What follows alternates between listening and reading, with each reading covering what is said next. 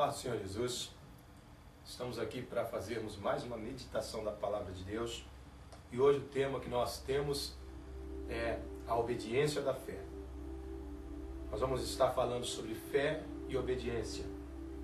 Eu acredito que uma vez mais será de grande bênção para as nossas vidas, porque a Palavra de Deus nos declara que nem só de pão viverá o homem, mas de toda a palavra que sai da boca de Deus. Nós vamos estar lendo neste dia, neste momento, a Romanos 1 e o verso de número 5, onde a Palavra de Deus nos fala sobre a obediência da fé. Nós vamos estar lendo então Romanos 1, verso de número 5. Pela qual recebemos a graça e o apostolado para a obediência da fé entre as gentes, pelo seu nome, entre as quais sois também vós chamados para serdes de Jesus Cristo. Vamos ler mais uma vez.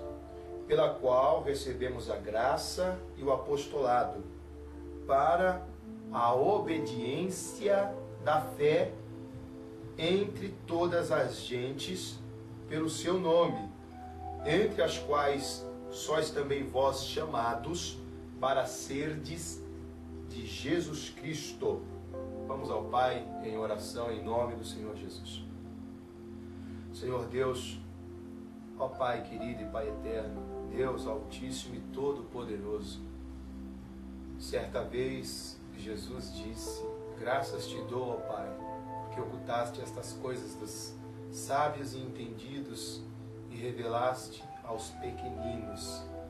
Senhor, como um pequenino, e sendo um pequenino diante da tua presença, eu clamo agora, revela a tua vontade, revela para nós os teus caminhos, que o teu Espírito Santo nos guie por terra plana, nos guie por toda a verdade.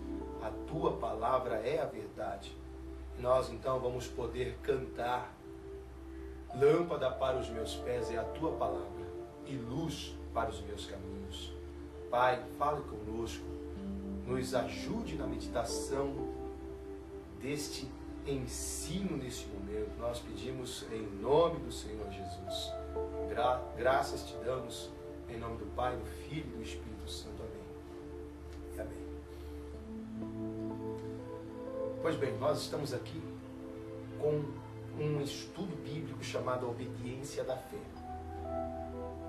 E nós vemos então que a fé, ela exige uma obediência. Eu não estou falando daquela fé comum, porque existe dois tipos de fé. Existe a fé comum e existe a fé que vem de Deus. A fé comum, ela nós podemos dizer que todos têm. A fé comum nós podemos falar que todos debaixo desse céu já nascem com essa fé. A fé comum é a fé onde nós acreditamos que nós vamos plantar milho e vamos colher espigas de milho.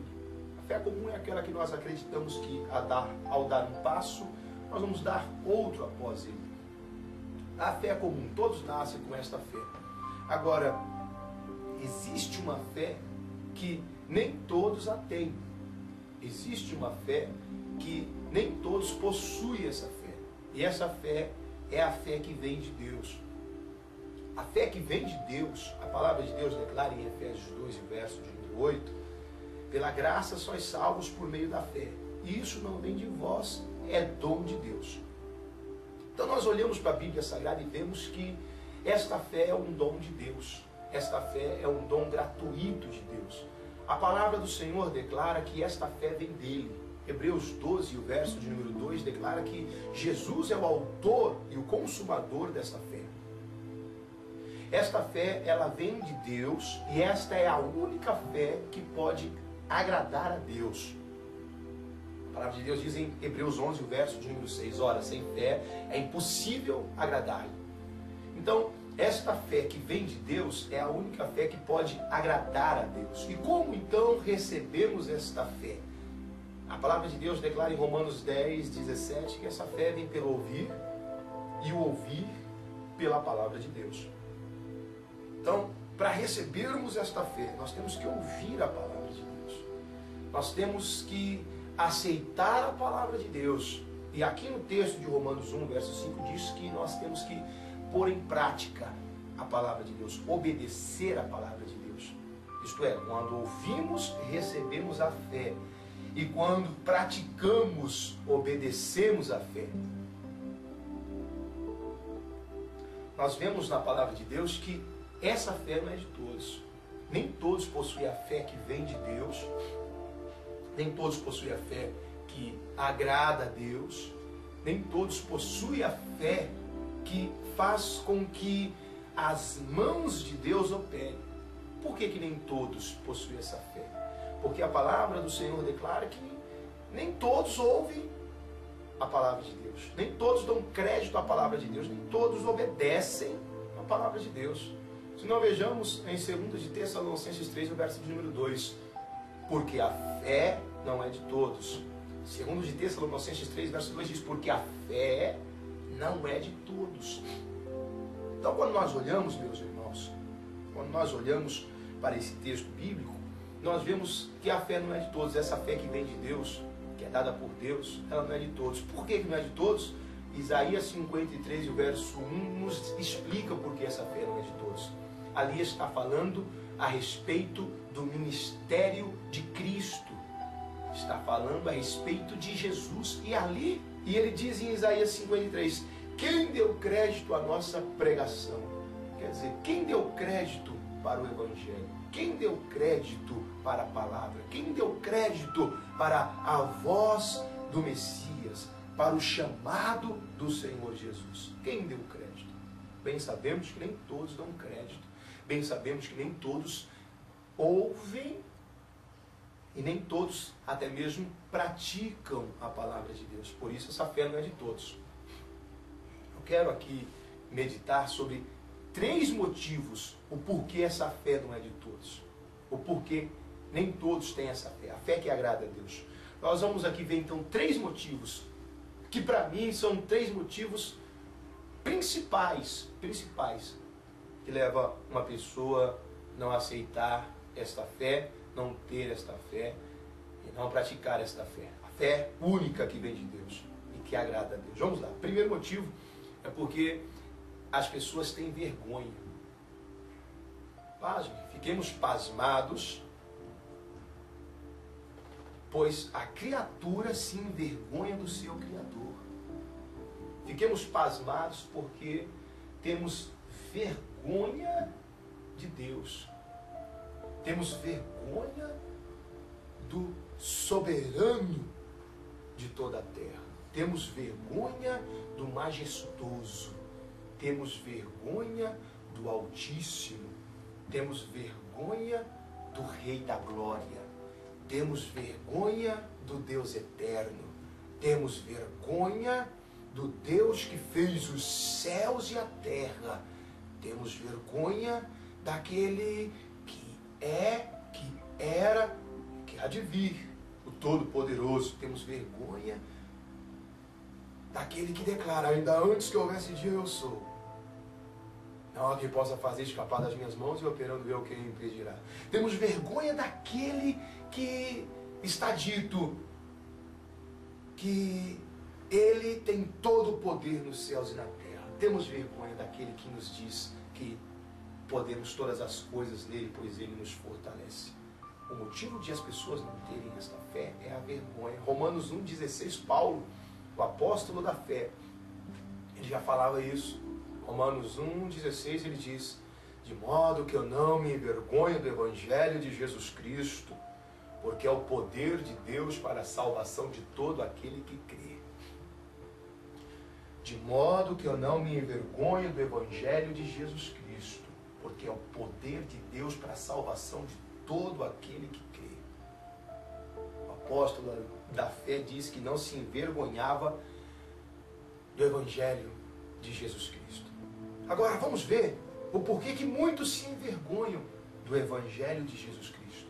Vamos ver o porquê que muitos se envergonham do Deus Todo-Poderoso. Primeiro, porque serão chamados de loucos. Porque serão chamados de fanáticos. Porque serão chamados de nécios. Porque serão chamados de loucos.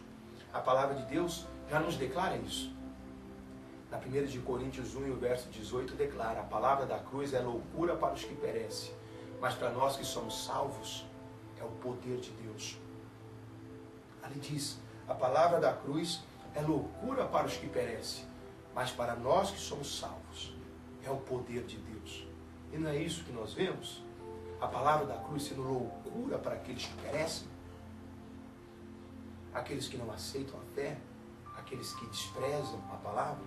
Ela é loucura. Por quê? Porque a pregação do Evangelho, ela baseia-se nesses fatos que eu vou lhe falar agora. Por isso parece loucura.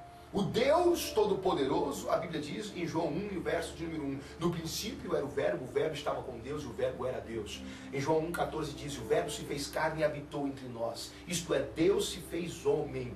A palavra de Deus diz que ele nasceu de uma virgem. A promessa da vinda do Deus Todo-Poderoso a este mundo declara: eis que a virgem conceberá e dará à luz a um filho. A palavra de Deus diz que o Espírito Santo cobriu a nossa irmã Maria e ela concebeu Jesus virgem.